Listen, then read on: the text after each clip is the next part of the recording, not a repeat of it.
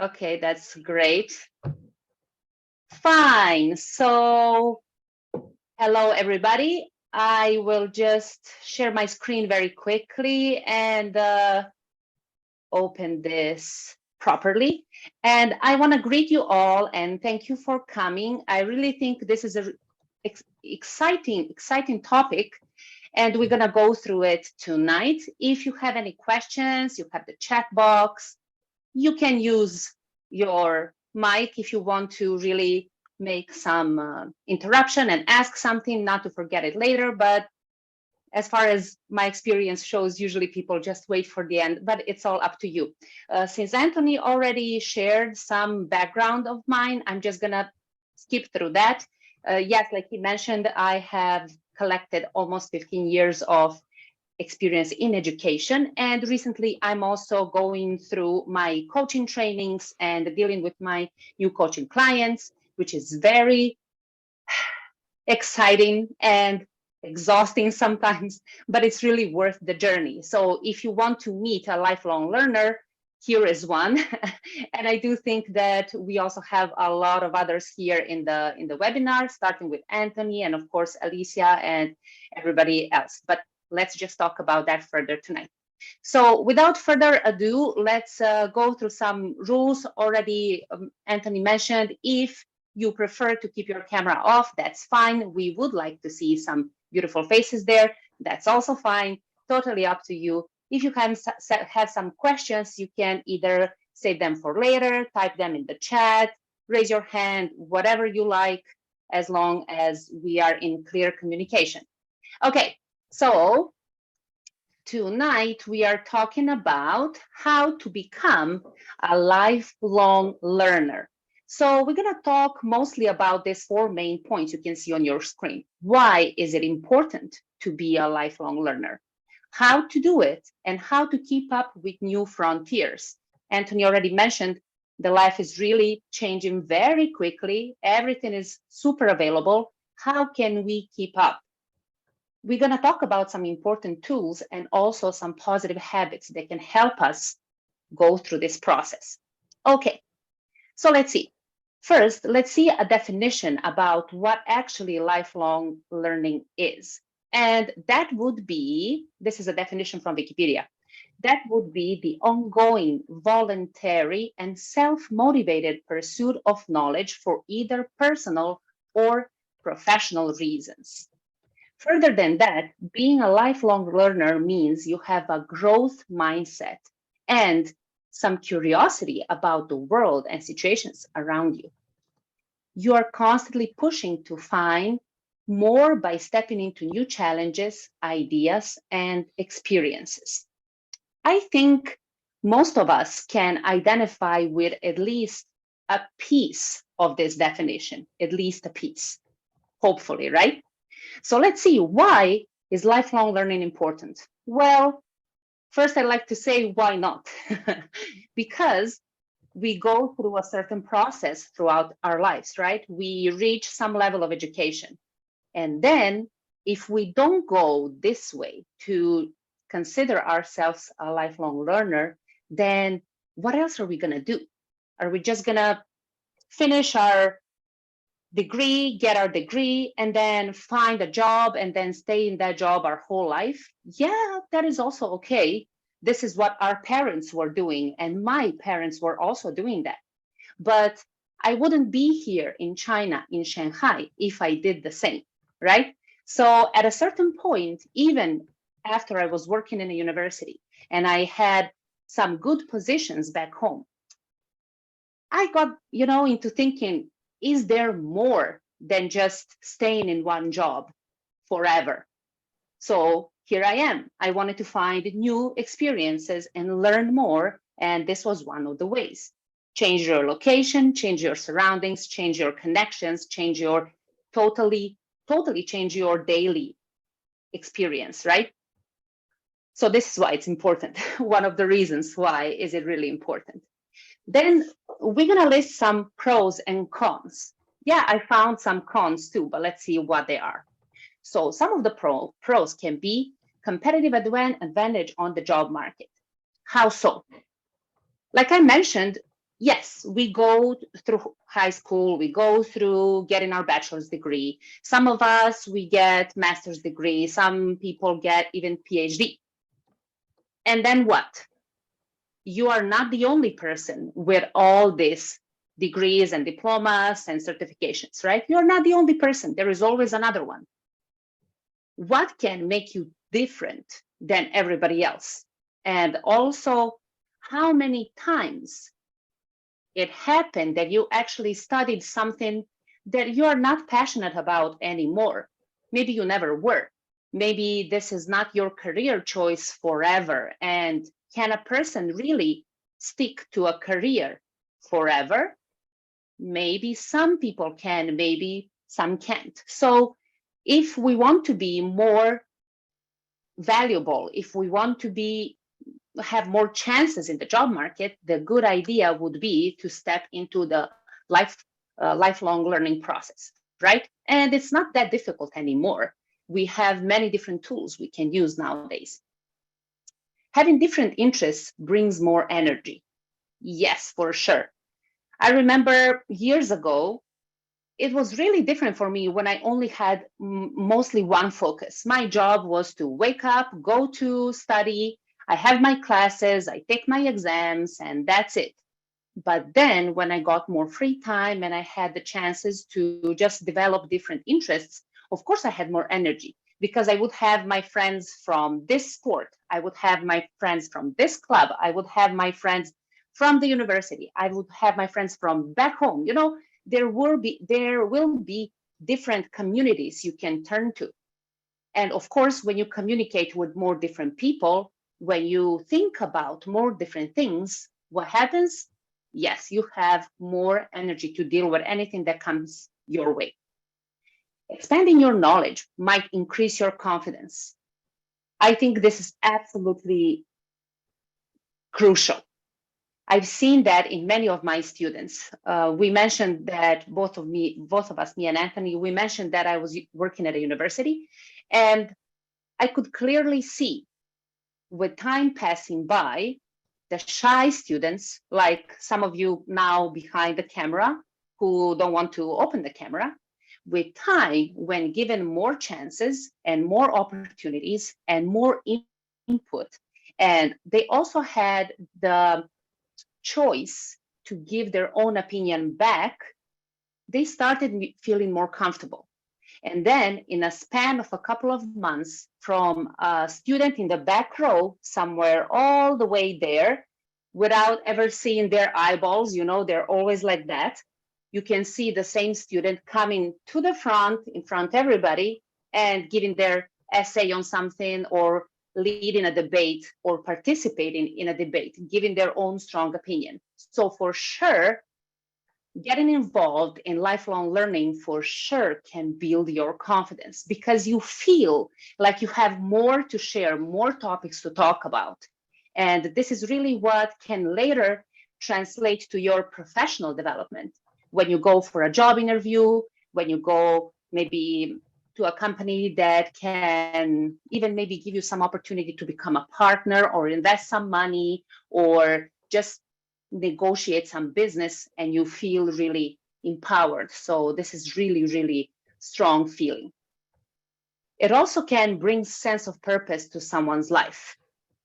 How? Like I mentioned, maybe some people, yes, they go to study, they go through university, they even get master degrees, PhDs, everything. But sometimes they just find themselves either in a job they actually didn't want, or even in the university, like for studying, they actually didn't want, or maybe they wanted it at the time, but when the whole process is over, they realize this is not what I want anymore. So what can we do then? We cannot just retrace back and say, I give up on this university. You already got all of these diplomas. You already finished this official part, but then you realized there is something different that is your passion. And basically, what we now know with time is that the passion can evolve. What you want to be and what you want to become, and how do you see yourself, it can change. Maybe even a couple of times throughout your whole lifespan, which I think it's a really rich possibility. And maybe it wasn't very common to talk about it a decade ago. But I think now it's really common to have this sense of individuality. You are this kind of person, you have this kind of credentials, but you also want to achieve this, this, and that. And this is what gives more freedom, more opportunities, and more ideas, which also brings us back to a sense of purpose. Okay, all of that can open many new different doors, creating many new opportunities. Because if we keep having different interests from time to time and we keep communicating and connecting to people, for sure we will have more opportunities. Sometimes those opportunities are not about money. Yeah, we are not earning money every time, but this is the beauty of it. We are just sometimes in a position to give back to the community and just to be a part of the community, especially now when so many things are happening online. And this past 2 years, at least 2.5, were very difficult for everyone. So it really gives another new window of opportunities. Okay, those were just some of the pros, because there are plenty. We can talk about it until Christmas, until New Year's Eve. Okay, let's find some cons. I was really trying to find what can it be that can kind of stop us on this good journey we are choosing to be the lifelong learner. Let's see. The first one is becoming overwhelmed. What does that mean? Sometimes we just go through the lifelong learning process without even realizing. And then somebody comes up and says, hey, what do you think about lifelong learning? And then you think about it, you say, I've been doing that for 5 years already. I never thought of it, right? It comes naturally to your personality. But sometimes people will choose, oh, I want to learn new things. What should I learn about? And then they start from the things they're interested in. And then they find something they never heard about before. Then they grab that one, they grab another one, they grab another one. And actually they start overwhelming themselves because they decided to learn more and they want to learn everything. That is not possible. Nobody in the world knows everything besides Google and maybe Baidu. But no human being has all the knowledge in their one head, one brain. So this is an important thing to think of. And sometimes you can catch yourself doing it. I've been there. Yes, I've been there. It happened to me that I usually do multiple things at the same time, kind of more different projects, more different things. But I did fall into this trap and I became aware of it. Oh my gosh, why I'm doing so much? It's not necessary. So just take it more rationally. Use a schedule or find another way that suits you. But becoming overwhelmed is one of the cons that I was able to remember from my own experience. And also fear of missing out. Actually, this is something that I recently not discovered, but I was pointed to because one of my friends, we were talking about something and I said, today I have to do this and this, and then I have to log in into something, but it's the same time as something else. So I'm going to jump from one to another. And then he was asking me, why are you jumping from one to another? I said, I want to see what is going on here, what is going on there. He was asking me why. I didn't have the answer. I just knew I wanted to see. I don't know why, but I wanted to see. So he was asking me, do you think there is some fear of missing out? You want to know the information, but if you're not there, you're not going to see it, you're not going to hear it, and then you missed out on information? I was like, that actually makes sense. So after this short back and forth with my friend, I was just reassessing, okay, I have these two things at the same time. Which one should I choose? So I decided to choose only one, not to overwhelm myself and go jumping from here to there, logging in and out like a crazy person, because no need, right? So this is the second, the second con that I actually found to share with you, because sometimes it's going on and we just don't see it. we don't see it and it just keeps happening. But if we heard of it, then we can catch a break and say, okay, I'm doing it again. I'm not supposed to do that. So just relax and choose one option. Fine. Okay, let's see. Now, let me just move your faces here. Okay. Why is it important to be a lifelong learner? Because you can build a purposeful life for yourself. Like we said already, there is some education you already got, and now you can expand and bring more energy, more confidence, which will help you feel your life has bigger purpose, right? Then it also translates to your current family or future family. If you have this kind of mindset, and then later you have a wife, a husband, kids, this is probably going to transfer to your family members too, at least to your kids eventually. And nobody can say no to this good stuff, right? They can have this sense of how life actually works later when they grow up. Building a lifelong career, which evolves together with your interests. As I mentioned already, now we came to the point where being just a certain individual is enough. You don't have to be backed up by big companies, by big names. You can build your own, whatever your own is, you know? And that can also involve, like for me, I spent 15 years in education. And when anybody is asking me, I always mention this part. But now I'm spending way less time in education and more time in coaching. So I have two paths and they go kind of together, but they are not very connected, which still gives me more different opportunities and more different chances to connect with people. If you choose to be a lifelong learner, you can have a greater impact on your community because you will be aware of the things that are going on in the world. And when something happens, you will be able to either be in front of it or help in a certain situation. And that is a great feeling, right? Doing something without expecting anything in return. Also, this will bring you to the point where you will be impacting other people's lives. This is actually what Anthony is already doing. And by hosting this webinar, and only one of many, he is helping other people in different countries think about what kind of options they have. He's helping them learn. He's helping them progress. He's helping them achieve certain goals. So he's having a great impact on other people's lives. And of course, we do when we join this webinar and we spend the time that we spend. But today I'm going to spend an hour and a half. And Anthony will spend every waking hour he has in his life, right? So you know what I mean. It's really scaled differently to what position you are taking somewhere and what actually you're trying to achieve. Now, how can we do it? And how can we keep up with the new frontiers? First thing, which I also learned from my own experience, limit your research. Whatever you want to learn about, limit your research, because we already know that internet is something that is making our lives way easier, right? So whatever you want to know, you type it in, it's there.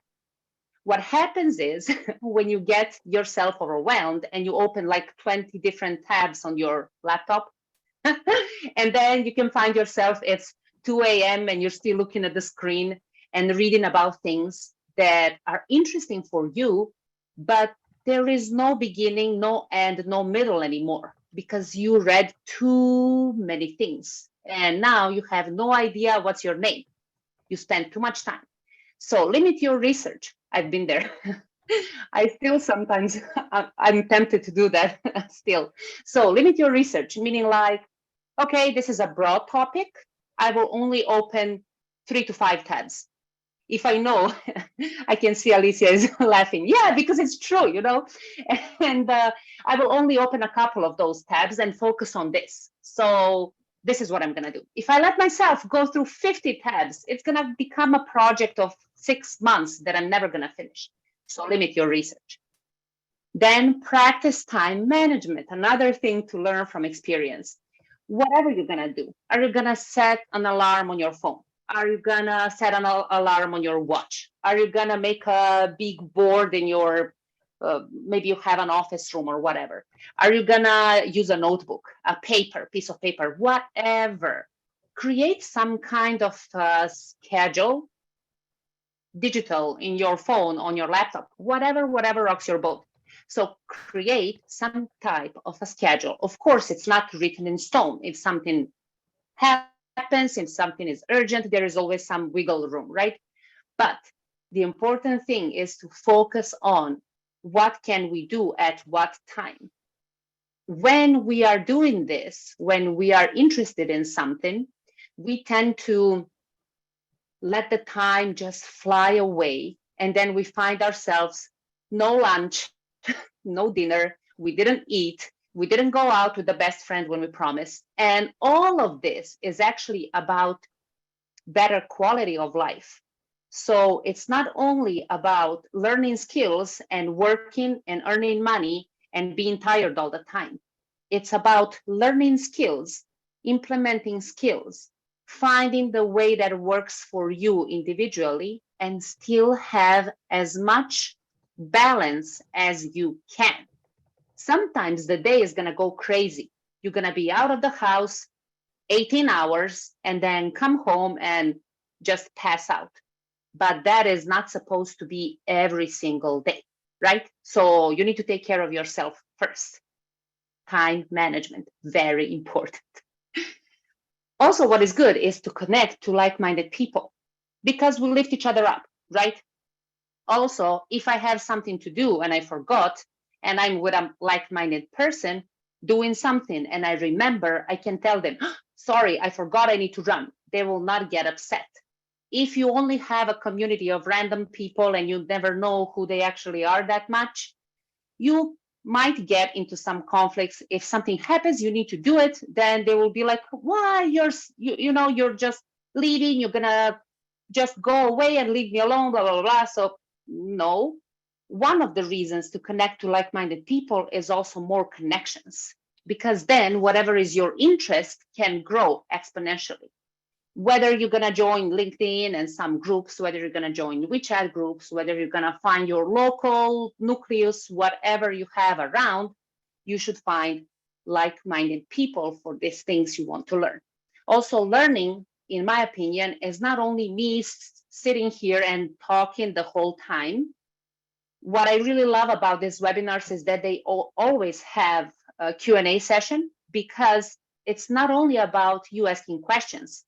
When you have a question, that means you are engaged and you also want to share something through that question, right?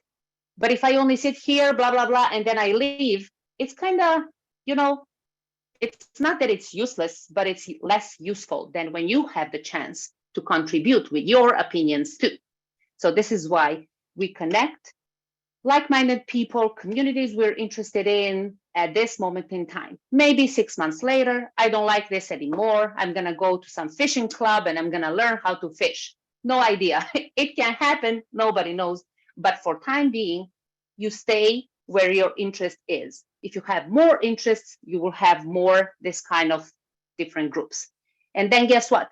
You become the connector to all of these different groups, because you will be in the middle, and then you have the fishing club, the public speaking club, the engineering club, this kind of people here, those kind of people there, and you are in the middle.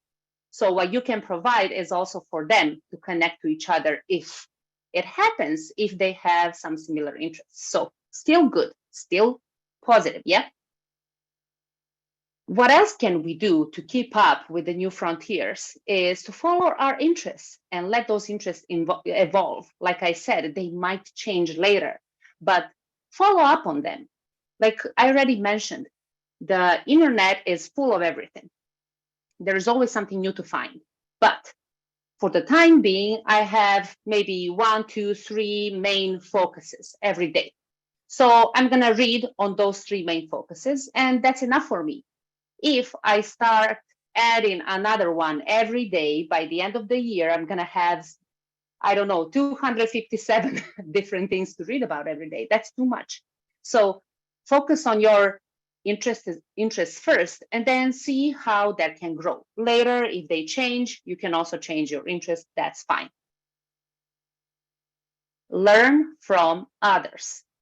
This is one of my favorite ones. Why? Like maybe if you were here from the beginning, you heard when Alicia was talking about she is here as a support. This is also a really good thing. And this is something I'm learning from her, because sometimes I want to join somewhere, but I get distracted or I'm doing something else and I forget. And later I'm like, why I didn't join at least 10 minutes? Because this is also another way to show respect, to show appreciation to somebody or some organization. And it also let us have this kind of connection and feel seen, you know? So when you can learn from others, it means that it also means that your ego is not guiding you through life. You are going through life aware of yourself, and you can admit, today I learned from Alicia, tomorrow I'm learning from Anthony. 2 days after that, they will learn something from me. So this is what we want to achieve. It's already, 2022. It's not, I don't know whichever century you want to mention, like 500 years ago. So we are evolving more and more, and this is one of the ways to get connected to. Just be there for each other whenever you can. It really makes a big difference, especially this past couple of years. Okay, let's mention some important tools. First and foremost, access to technology. Why? When I was working on my high school, what is that? Like a graduation thesis, there was no internet yet in my country. There kinda was, but it was not widely available. I know this sounds like I'm 200 years old, but I'm not, I promise. Still, that was the reality. We still used floppy disks, the small ones, like really sounds like a century ago. Anyways, so when I was doing that thesis, I had to go to the library. You remember those places? Go to the library and then get to the section with the educational books, not like fiction and novels, but just there. And those kind of books you can't take home because the library doesn't allow. So the only thing I can do is bring a notebook and then choose some books I need, then write down from the book to my notebook, then go home, then rewrite it as I think I should, because of course I'm not supposed to only copy from the book, right? And then when I finish this process, like who knows how many months, I need to find somebody to type it on a typewriter because no computer is available yet. And people who had computers, they would charge you a lot of money just to type out this, transfer from your handwriting to the computer. It was impossible. So this was my struggle back then. And it's not actually that long ago, but now we live with these guys, especially in China. We are always glued to the phone. Everything is there, your payments, your money, your everything you can imagine, your food, your bills, everything is here. So what does that mean? That means anywhere you are, you can open your phone and find information you need. So this is a huge step we already went through as a civilization, access to technology. Now, I know this is not possible in every single country. I know many countries are struggling. Even my country still has some areas that don't have that good internet access or just people cannot afford. But if we want to kind of generalize a little, it's there depending on who can access it. So if you are among those lucky ones and you can access, then you should use it.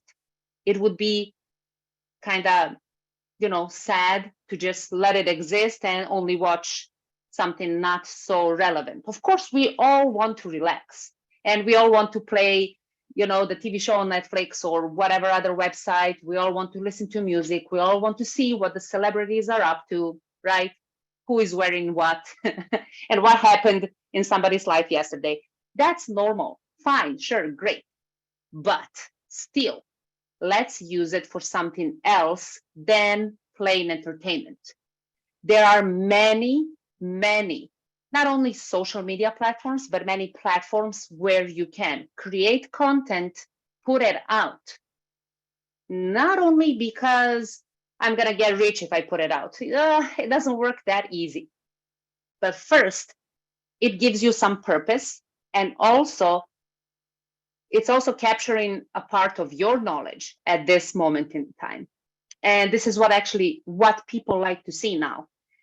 We are past that era. You remember where everything had to be perfect and every video had to be perfect, every photo had to be perfect. We are past that era. People don't care. I think TikTok was the one who broke that, because TikTok was the app where you just create content now on the move, and then this is the result. So you can do it anytime. You just have to be ready to put your face out and to put your speaking abilities and to put your body language or whatever. You can notice maybe that I always move when I speak, but this is me. I can sit like this and talk like a robot. That's not going to be me.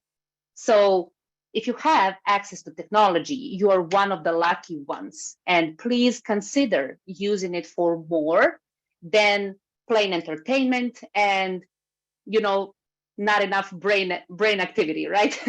So let's try and just use it in different additional ways. Okay. What else? Connections with people. Yes, this is what I'm mentioning, I don't know how many times already. Connections. And actually, this is what I learned in China. Back home in my country, it's not shaped in the way it is shaped here. And I do acknowledge that every country has their own ways of how people flock to each other, right? But of course, living in your country, that means that you know how it works in your country. And then what you can do is connect with people. Don't be afraid of it. Just try. Of course, it's going to be more difficult first time, second time, because the nature of human being makes us believe we have nothing special to offer. I'm just another person in the sea of people. But it's already been proven, even scientifically, that each and every one of us is unique in some way. So for sure, we have something to offer. So just try, connect to your local community, connect to your maybe old friends, new friends, whoever is around that you think you can grow with together, connect with them and just see what happens later. Yeah, this is a big one. This is really an important tool. How to believe in yourself. It connects to this one that I just mentioned. We usually get caught up in the rat race, like growing up, going through school, going through university, this, that, and then you should achieve certain milestones.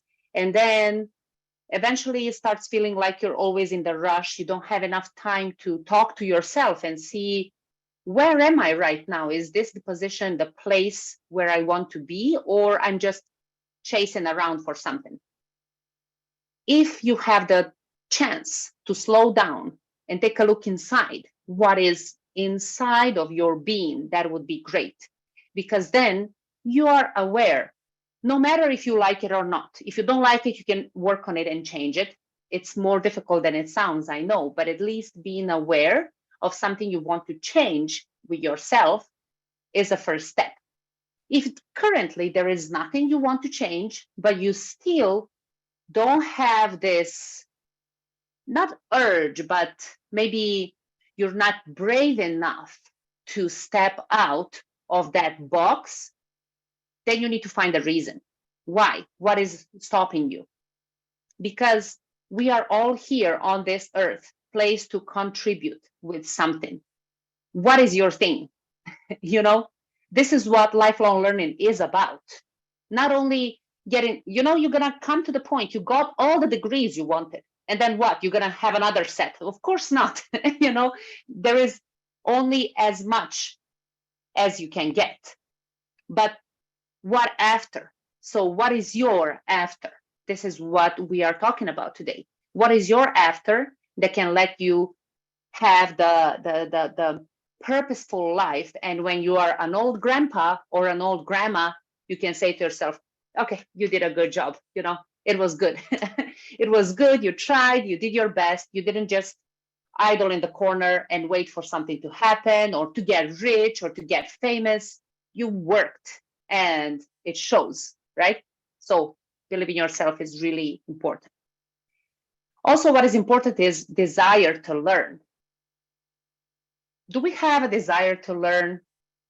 Nah, sometimes we get tired because we believe learning means opening the big book and then going through the book, taking notes, getting our head stuck in the book for a while. But actually, we can learn anywhere, anytime from anyone. And I can tell you this also because I lived it, especially when I came to China.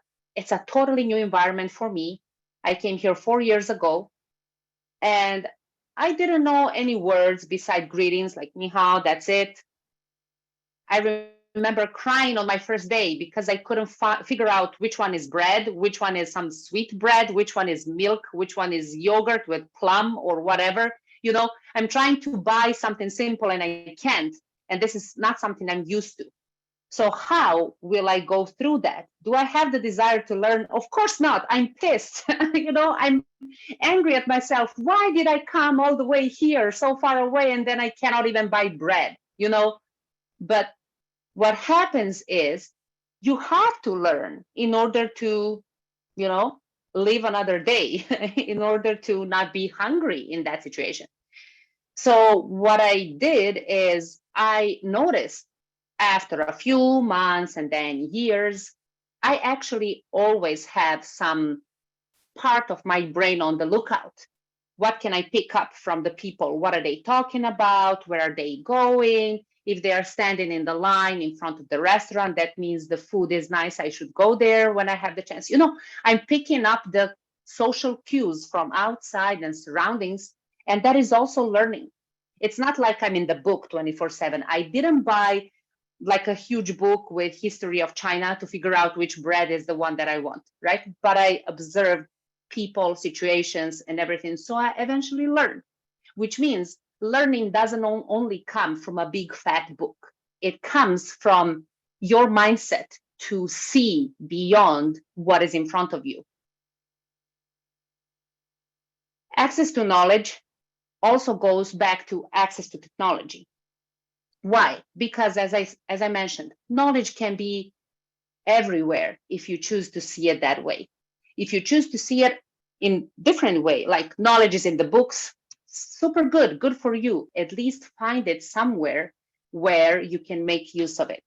Some people, they prefer learning from videos. Some people prefer reading. Some people prefer listening. You have a lot of audiobooks.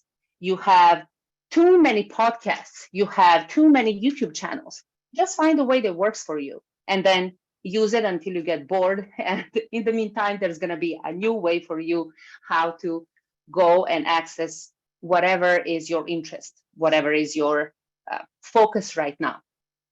Okay, then I wanted to make this distinction between academic learning and non-academic learning.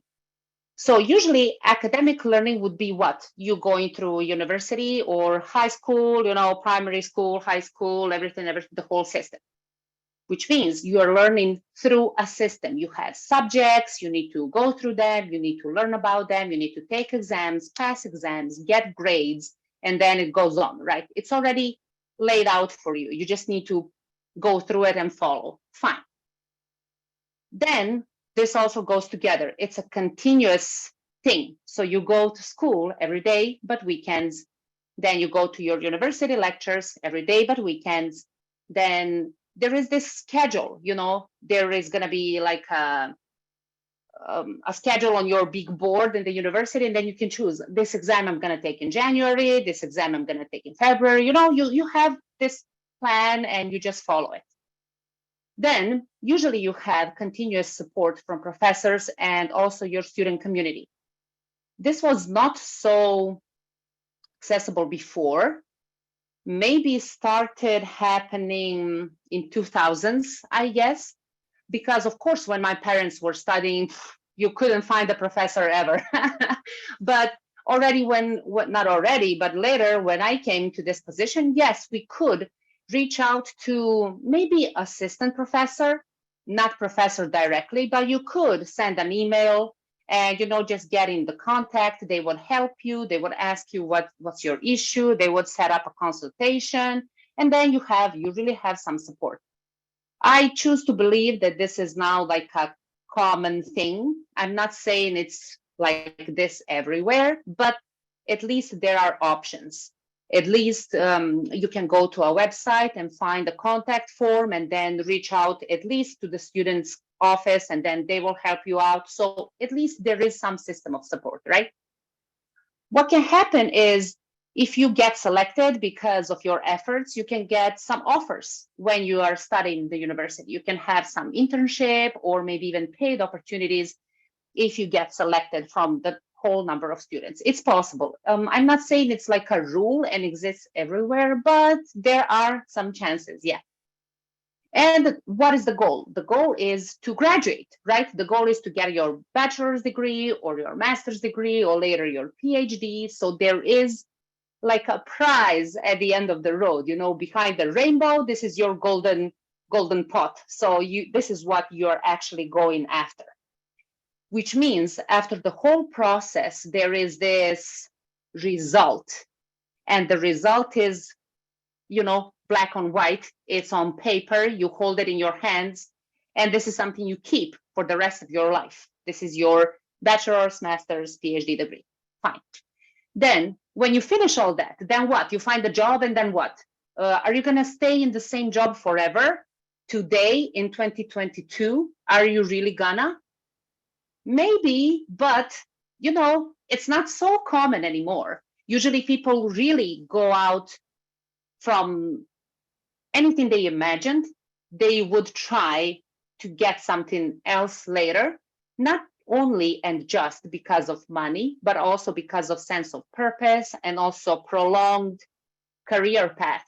Because if you stay in one job, there is a date when you are going into retirement. And in China, can you imagine, for Chinese women, the retirement age is 50, maximum 55. 50! What is 50? That is so young, right? And they go to retirement, and then what?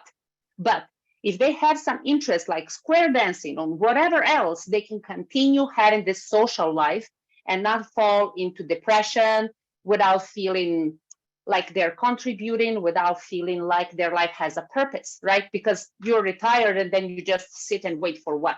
But like this, if you continue with your lifelong learning, you actually still have things to, give back and receive and then contribute. And then it's really more, it brings more value to you and also to your environment, your family members, your neighbors, your community. Yes. So how about non-academic learning? What does that mean? Well, basically that means everything besides what we already said. With non-academic learning, you will maybe not get a degree, but you will not get it for sure. But you might get some certificate, you might get some other opportunities. So let's see. It's self-paced, and usually it can be focused on your interests, and those interests might change. There are too many free things online. You can choose whatever you want. It's there. It exists. If you find something that doesn't exist, please create content and put it there. That's also an additional thing you can do. Then, with non-academic learning, because it doesn't have this pre-prepared system laid out for you, it's easier to get distracted. Like me, when I'm learning my Chinese, I started already more than 10 times, I think. I keep it for a while, then I'm like, oh, I can't do it anymore, just take a break. And this happens over and over again. It's not good, but it's a fact, so I'm sharing that with you. It's easier to get distracted.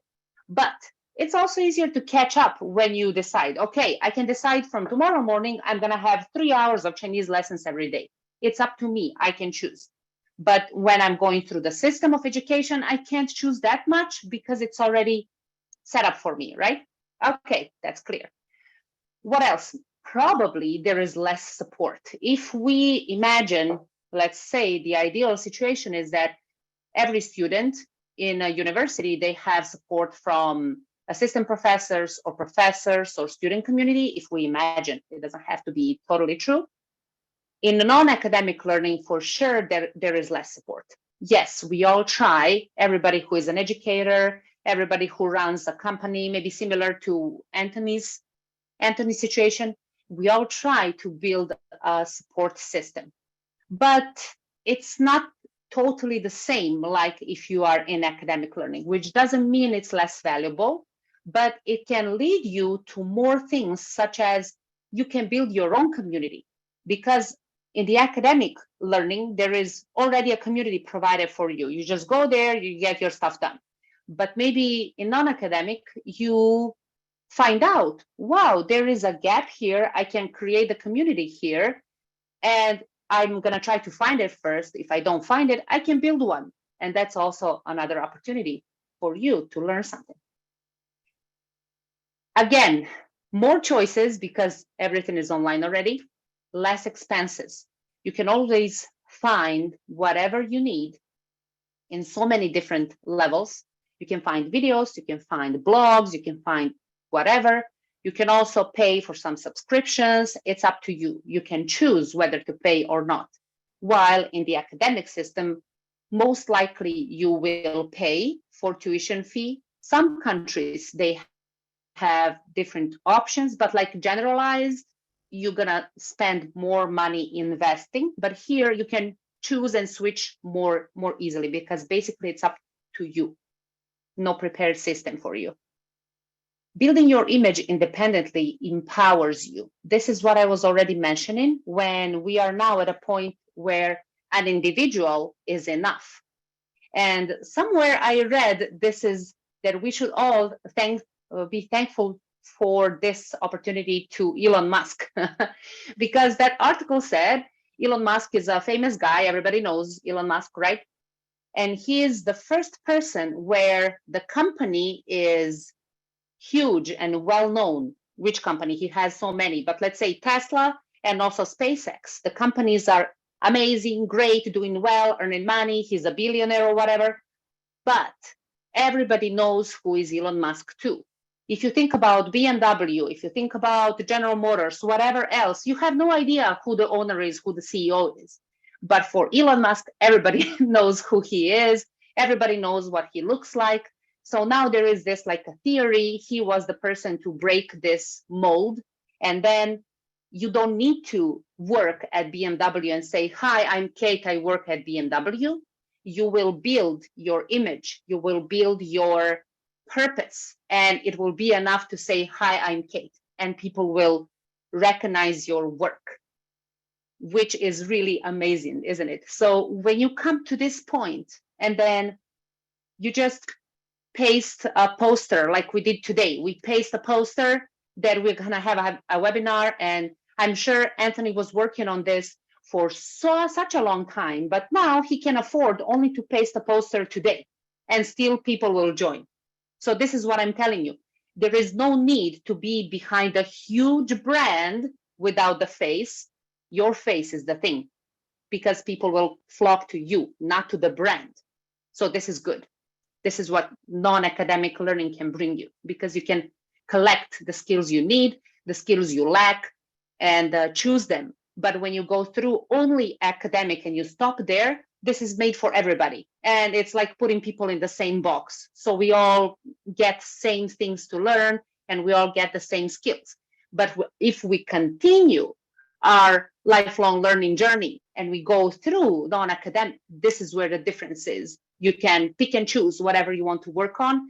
And now you don't want it anymore, you switch to another one. So this is where the possibilities are. The most perfect thing is these two together.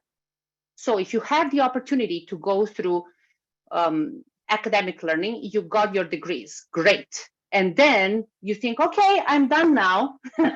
This is all I've got, you know. No, make another push and go through non-academic. So when they are together, this is the best actually combination as to today, right? Maybe in 5 years, 10 years, then there's going to be something else. But today, this moment in time, this is the best option. Get your degrees and then continue learning whatever your interests are and continue going through the process. You want to give back to your community, you want to whatever, just continue, don't stop. Yeah, good. Now, some important tools that we want to talk about. One of the tools that can get you started after today is a link to Oriental Careers course list. There are plenty of choices you can choose from there. You can get your starting inspiration, because sometimes we feel, I want to learn more things, but what does it mean, more things? There are so many things. So where do I start? This is where you start. You can go to this link. I think Anthony can help me paste it in your chat window now. And you can go to this link and you can look for some inspiration there.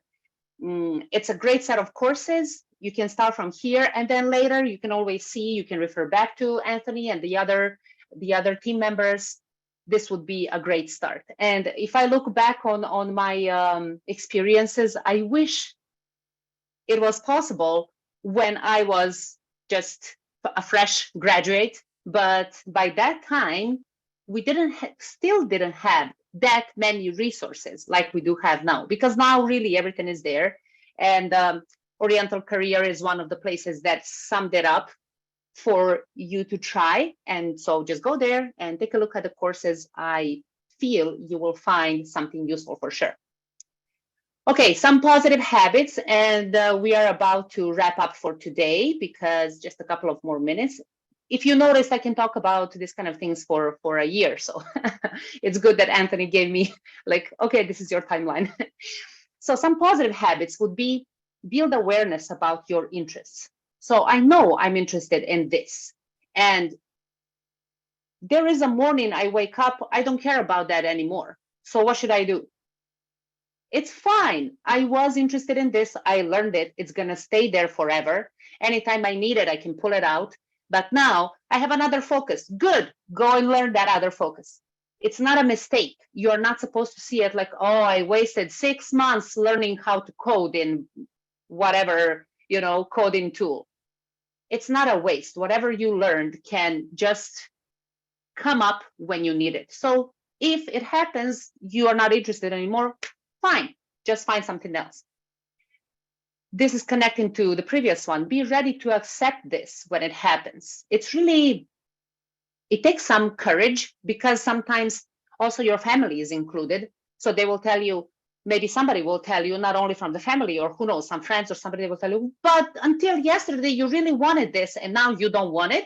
How is that possible? And then this is the situation we don't want. We don't want to talk about, because maybe they will question us long enough, we will retrace our steps and say, okay, I'm still going to stay in this focus even though I don't want. But the best service you can do to yourself is just to accept it and tell this person or those people, this is what I'm choosing, and it's about me. It's my set of skills. It's my responsibility. So I want to do it like that. That's it. You can try and stay healthy. This is really challenging, especially food and exercise. We all know we should. We sometimes do it. We sometimes don't do it. But we should be on some level aware if we need more effort there. And no perfection necessary. Let's try at least, push through the half. So today, I want to eat everything that I did. It should be, half of it should be healthy, and the other half can be some ice cream or something. But, it's a good start. And also with exercising, we all struggle. We want to do it. It's difficult. It's too hot. It's too cold. The gym is far away, whatever. But the thing we can always do is walk. Take a walk, listen to some music, listen to some audiobook, take this time for yourself, or maybe you have a pet you can bring along, a dog for a walk, or some person you want to talk to. So this is also another good thing to do. At least walk. And then later, when you're ready, you can go back to the gym when it's not too hot, when it's not too far away, or whatever else is going on. Like I mentioned before, try and keep the schedule because this is what can minimize stress. Right now, you don't want to see my schedule because my handwriting is horrible, but I use the book and the book is open like this and my schedule is blah, blah, blah, blah, blah, blah, all over. When I finish something, I just cross it off. It's a mess. But right now it works for me and it also keeps me aware. I just glance at it and I know what I'm doing. And if I don't have this, I need to search in my phone. What did Anthony say? When am I supposed to log in? You know, but if I write it down, I can just glance and I'm fine. So it minimizes stress. And again, connect with people and communicate. No need to be shy. I know it's easier to say than do, but trust me, when you practice and you do it a couple of times, you will feel better and better and more relaxed. And then in no time, you're going to be the king and the queen of, you know, just showing up and connecting to people. So just give yourself a chance and try. Okay, now I think we're going to go in for the questions in a minute. I want to leave, where is it? I wanted to show you my contact information. Anthony told me I can share that. So if you are in China, you can scan these codes. You can see this is my WeChat page, my WeChat channel, and my personal WeChat. If you want to connect, it's there. And I'm happy to have you here tonight. Any questions you have, we're going to go through them now. And please don't be too shy to engage. If you want, if you feel okay, open your camera, show your face, ask your questions on the mic. If not, I'm sure somebody from Anthony's team is going to read them out for us. So stick for a while. Let's build a conversation, and hopefully this was valuable for you at least a little bit. I'm going to stop the sharing now and give the stage back to Anthony. Thank you guys for listening to me. I can forever. Okay, wow. So let's put our hands together, virtual club for Kate, for spending time with us. You know, yes, any reactions in the chat session would be awesome.